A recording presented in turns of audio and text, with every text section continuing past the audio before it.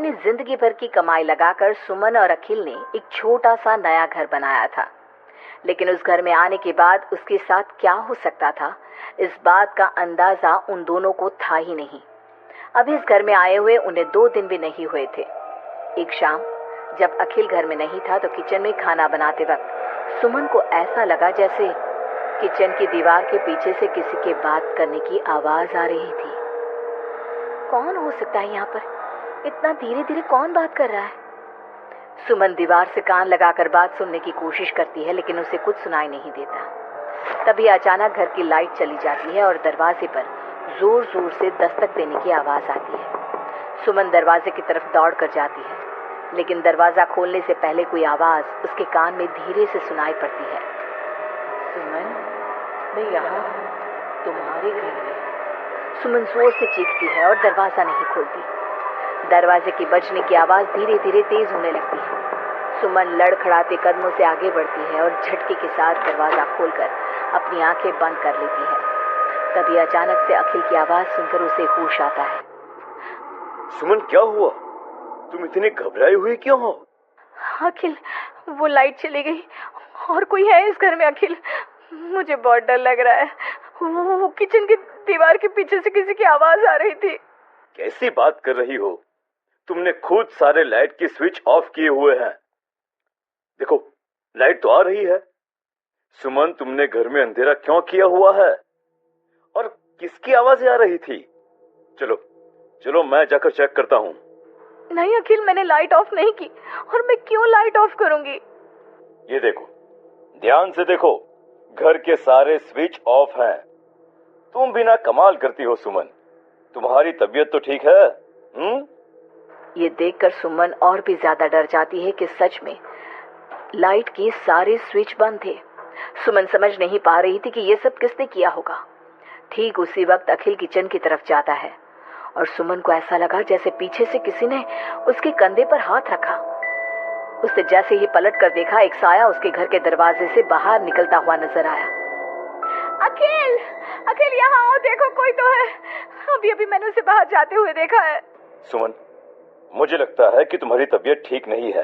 अरे, मैंने किचन में भी जाकर देखा। पास वाले घर में जो लोग हैं ना, उनसे बात करने की आवाज आ रही है। एक काम करो, तुम जाकर आराम करो। मैं खाना खुद परोस कर खा लूंगा। ओके? तुम बेडरूम में जाओ। जाओ।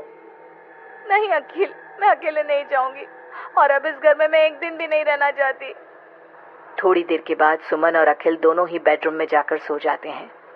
डर की वजह से सुमन को नींद नहीं आ रही थी, लेकिन फिर वो गहरी नींद में सो जाती है और सुबह जब सोकर उठती है तो उसने देखा कि अखिल ऑफिस के लिए तैयार हो गया था।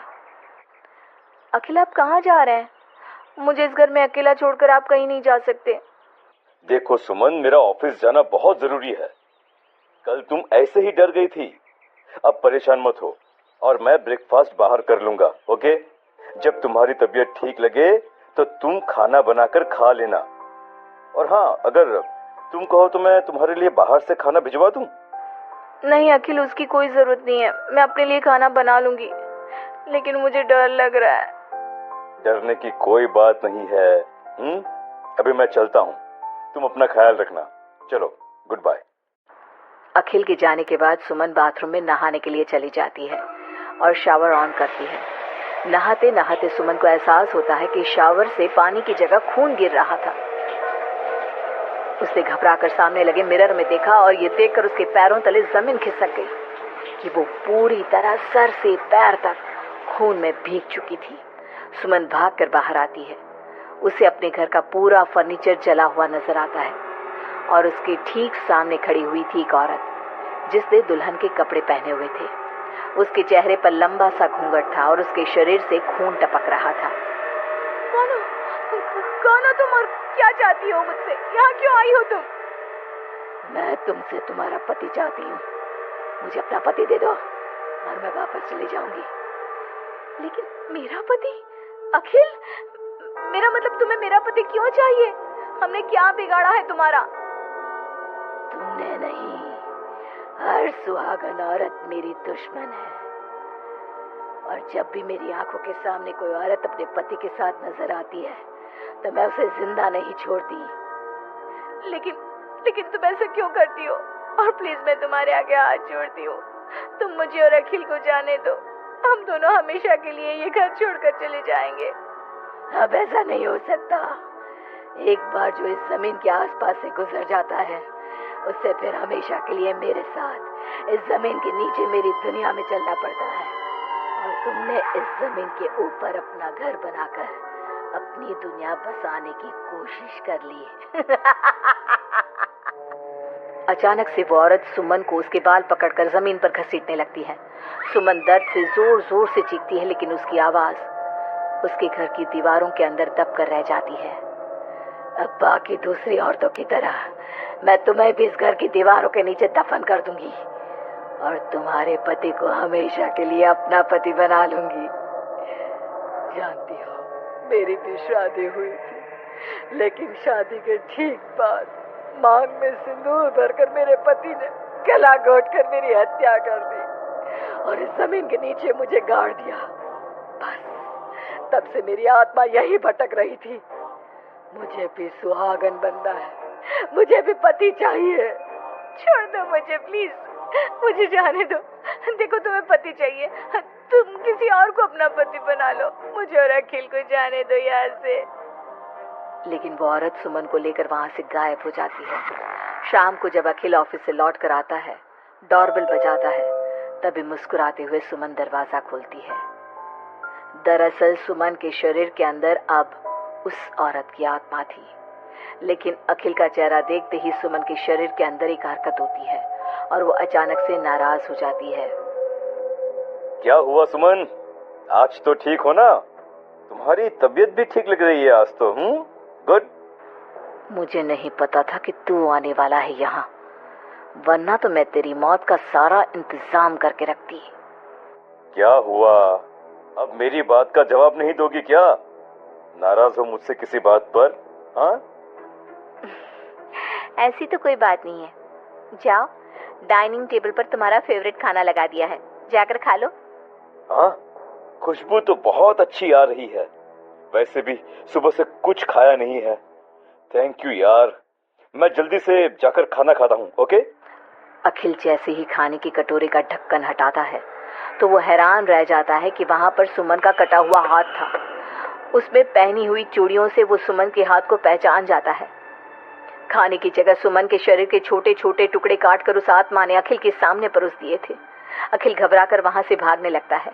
तभी सुमन के शरीर में मौजूद वो आत्मा अपने असली रूप में आकर अखिल के सामने खड़ी हो जाती है। कौन हो तुम? और क्या किया तुमने मेरी पत्नी के साथ? इसका मतलब वो ठीक कहती थी कि इस घर में कुछ गलत है। कहाँ है मेरी सुमन? तुम्हारी सुमन के मैंने छोटे छोटे टुकड़े करके उसका खाना बना दिया और उसकी आत्मा को मैंने इस घर की जमीन के नीचे दफन कर दिया है। वो कैद हो गई है यहाँ हमेशा के लिए। तुम भी उसके पास जाना चाहते हो? मगर क्यों किया तुमने ऐसा? क्या दुश्मनी थी तुम्हारी और मेरी पत्नी? पहले तो मैंने तेरी पत्नी को सिर्फ इसलिए मारा क्योंकि मैं तुझे अपना पति बनाना चाहती थी। मेरी आत्मा जो पूरे एक जन्म से किसी से शादी करने के लिए तड़प रही है, उसकी हसरत पूरी करना चाहती थी मैं। और इसलिए मैंने तेरी पत्नी का रूप लेकर तेरे साथ रहने के बारे में सोचा। लेकिन जानता है, अब मैं तुझे जिंदा नहीं छोड़ूंगी। लेकिन क्यों? देखो तुमने सुमन के साथ जो भी किया, मुझे जाने दो यहाँ से प्लीज। अखिल भागने लगता है, लेकिन घर का दरवाजा अब लॉक हो चुका था। अब तू भाग कर नहीं जा सकता। मेरे हाथ तेरे खून से रंगने के लिए बेचैन हो रहे हैं। मेरा गला सूख रहा है, अब उसकी प्यास तेरे खून से ही बुझेगी। अरे लेकिन क्यों?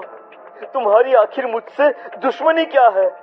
आत्मा अखिल की बात का कोई जवाब नहीं देती और अपने लंबे नाखून उसके गले में गड़ाकर उसके शरीर को खा जाती है और उसके बाद जोर से हंसते हुए कहती है, तेरा शरीर भले ही अखिल का शरीर है, लेकिन तेरे अंदर मेरे पिछले जन्म के उसी पति की आत्मा थी जिसने शादी से एक रात पहले गला दबाकर मेरी हत्या की। दोस्तों, हमें उम्मीद है कि आपको हमारी ये कहानी पसंद आई होगी। कृपया हमारे चैनल को सब्सक्राइब करें और सभी अपडेट्स के लिए बेल आइकन जरूर दबाएं।